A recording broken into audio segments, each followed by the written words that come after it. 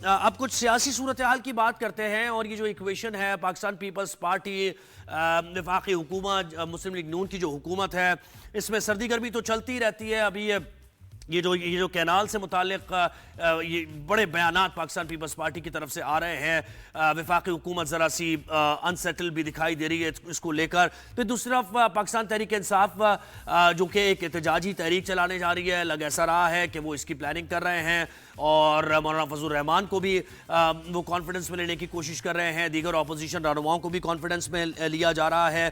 لیکن کل یہ خبر آئی تھی کہ پاکستان تحریک انصاف کے وزیر اعلیٰ کے پی کے جو ہیں علی امین گنڈاپور، ان کی ملاقات ہوئی ہے بانی پی ٹی آئی سے، اور بانی پی ٹی آئی نے ان پر اعتماد کا اظہار بھی کیا، اور انہوں نے ان کو یہ کہا ہے، کنونس کیا بانی پی ٹی آئی کو کہ یہ معاملات ہم بہتر کریں، اسٹیبلشمنٹ کے ساتھ جو تعلقات ہیں ان کو بہتر کیا جائے۔ لیکن پھر کل کی خبر یہ بھی ہے کہ پاکستان تحریک انصاف کے رہنما، جن میں عمر ایوب ہے، شبلی فراز ہیں، وہ یہ کہہ رہے ہیں کہ بانی پی ٹی آئی سے ان کو ملنے نہیں دیا جا رہا، وہ سیاسی قیادت ہیں، اپنے بانی سے ملنا چاہتے ہیں، آگے کا لائحہ عمل کیا ہوگا اس سے متعلق بات کرنا چاہتے ہیں۔ تو دو طریقے کی صورتحال ہے، ایک طرف کچھ لیڈرز مل بھی رہے ہیں اور لمبی طویل ملاقاتیں بھی ہو رہی ہیں، لیکن دوسری طرف کچھ لیڈرز ان کو ملاقات کی اجازت نہیں دی جا رہی ہے۔ تو اس تمام سیاسی صورتحال پر بات ہوگی۔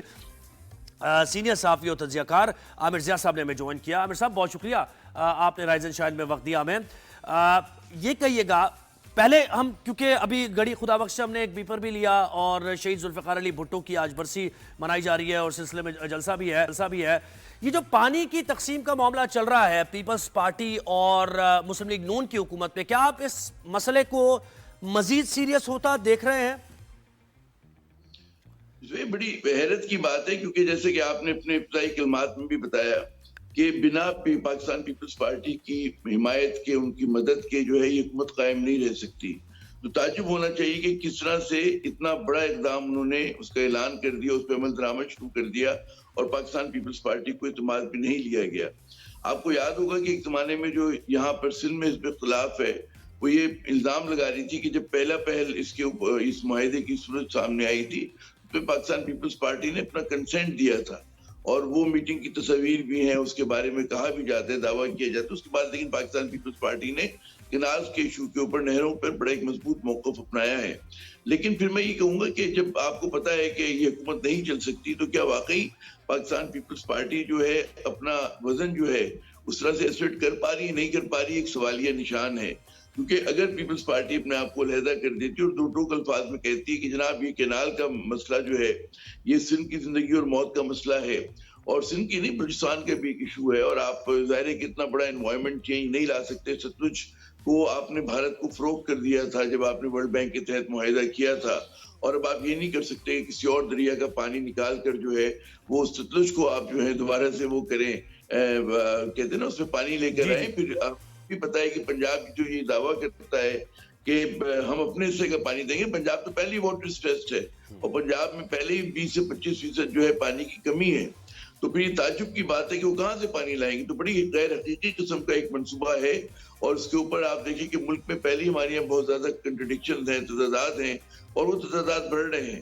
تو پاکستان پیپلز پارٹی کو اپنا رول فیصلہ کن انداز میں ہم لوگ ایکسپیکٹ کرتے ہیں کہ ادا کرنا چاہیے، کیونکہ ان کی مدد کے بغیر یہ حکومت نہیں چل سکتی، اور اگر وہ واضح دو ٹوک الفاظ میں کہہ دیں گے تو حکومت کو پیچھے ہٹنا پڑے گا۔ آپ یہ سمجھتے ہیں کہ آج کے جلسے میں بڑا امپورٹنٹ ہے یہ تقریر بلاول بھٹو زرداری کی جو ہونے جا رہی ہے آج کے جلسے میں؟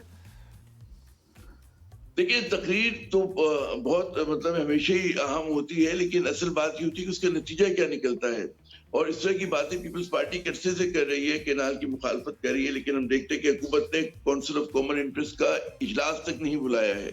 تو یقیناً لوگ اگر دیکھتے ہیں کہ بلاول بھٹو صاحب کیا جو ہے اپنا لہجہ اختیار کرتے ہیں، کن الفاظ کا چناؤ کرتے ہیں، اور کیا واقعی کوئی ڈیڈ لائن دیں گے نہیں دیں گے، کیا وہ واقعی یہ کہیں گے کہ جی اگر آپ نے کینال پہ جو عمل کیا تو پیپلز پارٹی آپ کے ساتھ نہیں ہوگی، حکومت کو گروا دیں گے؟ تو یعنی یہ دیکھنا ہوگا کہ ڈیڈ لائن کیا دیتا ہے۔ تو یہ تو ہم نے اس معاملے میں بات کی۔ عامر صاحب، یہ کہیے گا کہ یہ جو اپوزیشن اور حکومت کے معاملات چل رہے ہیں، اس کو آپ کیسے دیکھ رہے ہیں؟ ایک طرف ملاقات ہو رہی ہے علی امین گنڈاپور کی، اور طویل ملاقات ہو رہی ہے، آرام سے ان کو ملنے دیا جا رہا ہے۔ دوسری طرف شبلی فراز کہہ رہے ہیں کہ ان کو ملاقات کی اجازت نہیں ہے، کورٹ آرڈرز بھی ہیں، تو یہ کیا چل رہا ہے؟ دیکھیے امین گنڈاپور کو بھی کوئی آرام سے ملنے نہیں دیا گیا تھا، انہوں نے کافی دن انتظار کیا تھا، کئی ہفتے اس کے بعد ان کو ملاقات کی اجازت ملی تھی، کیونکہ میرا ابھی عید سے پہلے ان سے ایک انٹرویو کیا تھا میں نے امین گنڈاپور صاحب کو، اس پر انہوں نے پوری تفصیل بتائی تھی کہ میں کتنے دن سے منتظر بیٹھا ہوں اسلام آباد میں کہ میری ملاقات ہو، اور وہ ملاقات نہیں ہونے دی جا رہی۔ ظاہر ہے کہ حکومت جو ہے پی ٹی آئی کے معاملات میں جو ہے وہ جتنی زیادہ مشکلات پیدا کر سکتی ہے وہ کر رہی ہے، اور وہ ظاہر ہے کبھی سیاسی قیادت کو نہیں ملنے دیتے، کبھی وہ عمران خان کے اوپر جو ہے ان کو اخبار نہیں ملتا، کبھی ٹی وی کی سہولت دستیاب نہیں ہوتی، تو یہ سب کچھ ہو رہا ہے۔ اور اگر دیکھیں نا معیشت جو ہے تھوڑی سی بہتری کے آثار دکھا رہی ہے، کیا ہی اچھا ہو کہ آپ سیاست کی ڈور کو بھی سلجھائیں، کیا ہی اچھا ہو کہ جناب عمران لیکن عامر صاحب اس میں سوال اس لیے ہوتا ہے نا کہ کیرٹ اینڈ سٹک والا گیم، تو کیونکہ دیکھیں جب آپ علی امین ہی مل رہا ہے تو آپس میں کوارڈینیٹ کر کے آپ 2-3 لوگوں کے نام دے دیں جن کو جو ملنے جا رہے ہیں، مطلب یہ کیوں ہو رہا ہے؟ جی ہاں جی بتائیے۔ اس کی بات ویب صاحب آپ مجھ سے بہتر جانتے ہیں کہ جیلر کے پاس اختیار ہوتا ہے کون جائے گا کون نہیں جائے گا، آپ نام بھی دے دیں، کئی مرتبہ ایسا ہوا کہ نام کی فہرست جو تھی وہ طویل تھی اور وہاں صرف جو ہے 1-2 لوگوں کو اجازت ملی، تو وہ جو ملاقات کا مسئلہ ہے اس پہ پابندی، اسی کی وجہ سے آپ دیکھتے ہیں کہ جو بہت عام ترین ایک کانفرنس ہوئی تھی دہشت گردی پہ، وہ بھی ایک طرح سے ناکام ہوئی، کیونکہ آپ لوگوں نے جو ہے اس کے گراؤنڈ ورک کرنے نہیں دیا تھا، حکومت نے اس بات کی اجازت نہیں دی تھی کہ پی ٹی آئی کی قیادت عمران خان سے مل کے مشورہ کرے۔ لیکن علی امین ہی کیوں؟ دیکھیں نا ان کی تو ڈاؤٹ فل تھوڑی سی پوزیشن ہے پاکستان تحریک انصاف کے حلقوں میں، اور وہ یہ کہتے ہیں کہ یہ تو دونوں طرف کھیل رہے ہیں، تو انہی کو کیوں اجازت مل رہی ہے ایسے موقع پر؟ اور دیکھیں اندرونی کہانی بھی سامنے آئی کہ اسٹیبلشمنٹ سے انہوں نے کہا خان صاحب سے کہ تھوڑا بہتر کریں معاملات، اور پھر انہوں نے ان کو ٹاسک بھی دیا۔ دیکھیں امین گنڈاپور واحد شخص نہیں ہے کہ جو کہہ رہے ہیں کہ پی ٹی آئی کی اور اسٹیبلشمنٹ میں تعلقات بہتر ہونے چاہیے۔ عمران خان کی بڑی شدید خواہش تھی ہے، ان کی پارٹی کا یہ موقف ہے کہ اسٹیبلشمنٹ سے تعلقات بہتر ہونے چاہیے، لیکن پھر آپ دیکھیں کہ اس اتنے بڑے اعلان کے بعد پرسوں یہ خبریں چلی کہ ان کو جو ہے ذمہ داری سونپی گئی ہے بیرسٹر صاحب کو اور امین گنڈاپور کو، لیکن پھر کل بیرسٹر صاحب کا ایک وضاحتی بیان آتا ہے، اس میں کہا کہ ہمیں ایسی کوئی ذمہ داری نہیں دی گئی ہے۔ تو ظاہر ہے ابھی چیزیں بہت ہی کچی پکی ہیں، اور کبھی وہ امین گنڈاپور کو ملنے دیتے، کبھی عمر ایوب کو ملنے دیتے، کبھی کسی اور کو کرنے دیتے، لیکن ایک سہولت نہیں ہے اس طرح سے نا۔ اور لیکن پاکستان کی سیاست کو اگر ڈگر پہ آنا ہے تو پی ٹی آئی کے اور اسٹیبلشمنٹ کے تعلقات کو معمول میں آنا اس کی پہلی شرط ہوگی۔ اور مولانا صاحب کہاں کھڑے ہیں یہاں پر؟ اگر مولانا صاحب مل جاتے ہیں تو کیا پی ٹی آئی کی حکمت عملی چلے گی، یا پھر مولانا فضل الرحمان صاحب ڈکٹیٹ کریں گے ٹرمز کو؟ کیونکہ جہاں وہ ہوتے ہیں پھر تو انہی کے مطابق معاملات چلتے ہیں نا۔ دیکھیے اتحاد میں کوئی کسی کو ڈکٹیٹ نہیں کرتا، اور مولانا وہیں کھڑے جہاں ان کو کھڑا ہونا چاہیے، اپنی جگہ پہ کھڑے ہوئے کہ وہ جائیں پی ٹی آئی کے ساتھ، نہ جائیں، کس حد تک جائیں۔ پی ٹی آئی کا ایک اپنا مزاج ہے، مولانا کا اپنا مزاج ہے، اور میں سمجھتا ہوں مولانا کو بہت زیادہ جو ہے مبالغہ آرائی کی حد تک ان کے رول کو، ان کے کردار کو جو ہے اہمیت دی جا رہی ہے۔ وہ ظاہر ہے کہ ایک چھوٹی پارٹی کی سربراہ ہیں وہ، اور کوئی ڈیسائیسو وہ میک اینڈ بریک نہیں ہے، ان کی کبھی تاریخ نہیں رہی کہ انہوں نے مخالف تحریک جو ہے سڑکوں پہ چلائی ہو۔ مجھے تو یاد نہیں پڑتا ہے، ایم آر ڈی میں ساتھ تھے لیکن اس کے بعد تو ہمیں یاد نہیں پڑتا کہ اس وقت پر آئے ہوں، چھوٹا موٹا مظاہرہ کر لیا انہوں نے، سٹنگ کر لی جیسے پی ٹی آئی کے دور میں کی تھی، لیکن خم ٹوک کے کبھی بھی نہیں ہے۔ بڑا وہ ایک عملیت پسند سیاستدان ہے، وہ کشتیاں کبھی نہیں جلاتے میرا۔ صحیح۔ اچھا مجھے بتائیں کہ ویسے تو دیکھیں دہشت گردی کے خلاف تو پوری قوم یک زبان ہے کہ دہشت گردی زیرو ٹالرنس ہونی چاہیے اس کو لے کر، اور تمام ہی ظاہر اپنی افواج کے ساتھ کھڑے ہیں، لیکن ہیونگ سیڈ دیٹ بلوچستان کی صورتحال کو آپ کیسے دیکھ رہے ہیں؟ مطلب بگڑتی صورتحال ہے، it's a point of concern وہاں کی حکومت کے لیے ایٹ لیسٹ؟ بلوچستان کی زویب جو صورتحال ہے بہت ہی تشویشناک ہے۔ وہاں پر ہم دیکھ رہے ہیں کہ دہشت گردی میں بہت زیادہ اضافہ ہوا ہے۔ وہاں پر ہم دیکھ رہے ہیں کہ جو آپ کی مین سٹریم قوم پرست جماعتیں ہیں وہ نالا ہیں، ناراض ہیں، اور صوبائی حکومت جو ہے وہ اپنا وہ کردار ادا نہیں کر پا رہی، اس کو کرنا چاہیے۔ اس کی مثال آپ کو ملتی ہے کہ جب وہ جو مظاہرہ کیا بی وائی سی نے، اس کے 11 روز کے بعد 12 روز کے بعد جو ہے وہ حقائق سامنے لے کر آئے۔ جو ڈی آئی ٹی میں پریس کانفرنس ہوئی تھی، اشارہ اس طرف ہے جو پرسوں ہوئی تھی، جی اس میں آپ دیکھیے اس میں تمام حقائق بتائے گئے کہ یہ ہوا، یہ ہوا، یہ ہوا، اور وہ جو ایک حکومت کے خلاف، ریاست کے خلاف بیانیہ بنایا جا رہا تھا، اس کا بھرپور جواب دیا گیا تھا۔ لیکن لوگ سوال کرنے میں حق بجانے میں کہ بھائی 11-12 دن آپ نے انتظار کیوں کیا؟ یہ تو کہتے ہیں نا بیانیے کی لڑائی ہے، اس کے اندر تو آپ کو اسی دن یا بہت اس کے اگلے دن آپ جو تھے پریس کانفرنس کر لیتے۔ تو بات یہ کہ ان کے پاس ٹاکنگ ہیڈز نہیں ہے، ڈی آئی جی کو آ کے بتانا پڑا، کوئی خود ایک سی ایم بیچارے بات کر سکتے ہیں, پھر ان کا ایک آدھ اور اسپوکس مین ہے وہ بات کر سکتا ہے.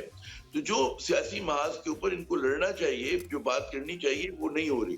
دوسری بات یہ ہوتی ہے کہ خود کائنیٹک آپریشن ہو رہے ہیں, بڑی اچھی بات ہے, دہشت گردوں سے نمٹنا ضروری ہے, لیکن ساتھ ساتھ نرمی سے بھی بات کرنے کی ضرورت ہے, لوگوں کو انگیج کرنے کی ضرورت ہے. وہ ہمیں نظر نہیں آتا کہ بلوچستان گورنمنٹ کر پا رہی ہے, اور وہ صرف اور صرف فوج کا کندھا استعمال کر کے جو ہے وہ کہتے جی ہم چھوڑیں گے نہیں, اور ہم نے مونچھ پہ تاؤ دے کر یہ کرنا ہے.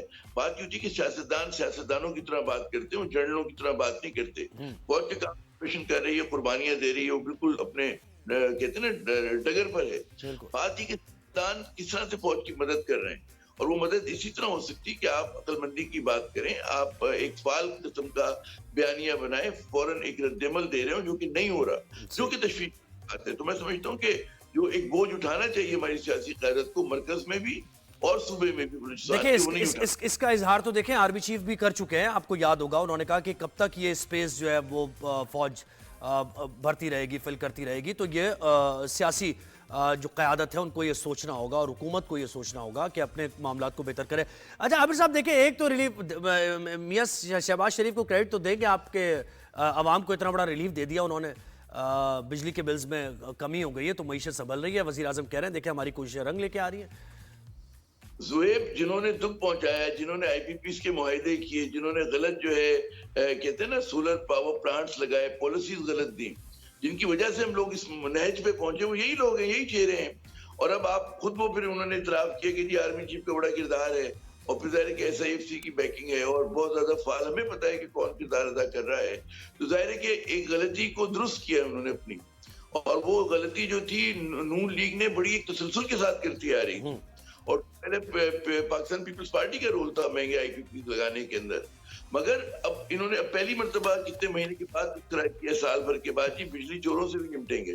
پہلی بار تذکرہ کیا کہ لینڈ اینڈ لائن لاسز بھی کم کریں گے. اچھا عابر صاحب وقت کم ہے ہمارے پاس. دیکھیں آج شہید جمہوریت کی برسی بھی ہے, تو جمہوریت کو کہاں آپ اس وقت دیکھ رہے ہیں؟ وہ جو لیگیسی ذوالفقار علی بھٹو کی لے کے بے نظیر بھٹو چلی تھی, بلاول بھٹو بھی ظاہر ہے اسی چیز کو ٹوک, کہاں دیکھ رہے ہیں اس وقت جمہوریت کو, کہاں دیکھ رہے ہیں آپ مختصر الفاظ میں؟ جمہوریت بڑی خستہ حال ہے. ہمارے یہاں جو ہے آزادی اظہار جو ہے وہ پیچھے گئی ہے.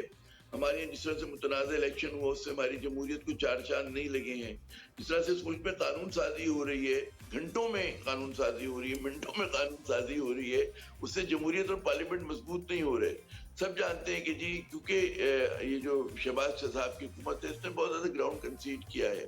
ہماری سیاسی جماعتوں کے اندر اندرونی جمہوریت نہیں ہے, وہ خاندانی ڈائنسٹیز کی پولیٹکس بنی ہوئی ہے, وراثت کی موروثی سیاست ہو رہی ہے. تو جمہوریت کے سفر کو بھی بہت آگے جانا ہے, اور اس کی ابتدا ہوگی کہ جب پارٹی میں پولیٹیکل سیاسی جماعت میں خود جمہوریت ہوگی, ہمارے ملک میں شفاف انتخابات ہوں گے, ہمارے یہاں آزادی تحریر و تقریر ہوگی. تو بہت ابھی منزل دور ہے, اور سب سے بڑی بات یہ کہ جمہوریت کے سمراج جو ہیں عام آدمی کو ملیں گے. صرف ووٹ نہیں ہوتی, بات یہ ہوتی کہ آپ کے سوشل انڈیکیٹرز کیا کہہ رہے ہیں. ہمارے یہاں 78% جو ہے لٹریسی پاورٹی ہے, ایجوکیشن کی پاورٹی. ہمارے یہاں 40% بچے اسٹینڈرڈ گروتھ کا شکار ہیں. تو اگر عوام جو ہے ذبو حال ہے, ان کی بری حالت ہے, کراچی جیسے شہر میں آپ مجھ سے بہتر جانتے ہیں کہ کیا صورت ہے. بالکل, تو ابھی it's a long way to go. آپ صحیح کہہ رہے ہیں کہ جمہوریت کے سمراج جب تک عام آدمی تک نہیں پہنچیں گے تب تک لوگ جمہوریت پر اس طریقے سے ان کا اعتماد بحال نہیں. بہت شکریہ سینئر صحافی و تجزیہ کار عابر جاہ صاحب, ہمارے ملک کی سیاسی صورتحال پر اپنا انالیسس دے رہے تھے.